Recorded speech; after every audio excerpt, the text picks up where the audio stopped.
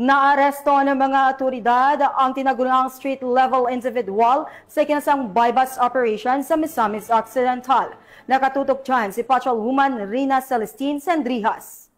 Isang street-level individual sa isinagawang bypass operation ng Oroqueta City Police Station sa Purok 3, Barangay San Vicente Alto, Oroqueta City, Misamis Occidental, nito lamang ika-18 ng Setyembre taong kasalukuyan. Kinilala ng mga otoridad ang suspect na si alias Boyax, 42 anyos, may asawa at residente ng nasabing lugar. Nakumpiska mula sa suspect ang 5 gramo ng hinihinalang shabu na may standard drug price na 34,000 pesos at iba pang mga drug paraphernalia. Nahaharap ang suspect sa kasong paglabag sa RA 9165 o Comprehensive Dangerous Drugs Act of 2002. Layunin ng operasyon na mapigilan ang patuloy na paglaganap ng ilegal na droga at tiyakin ang kaligtasan ng nasasakupang lungsod.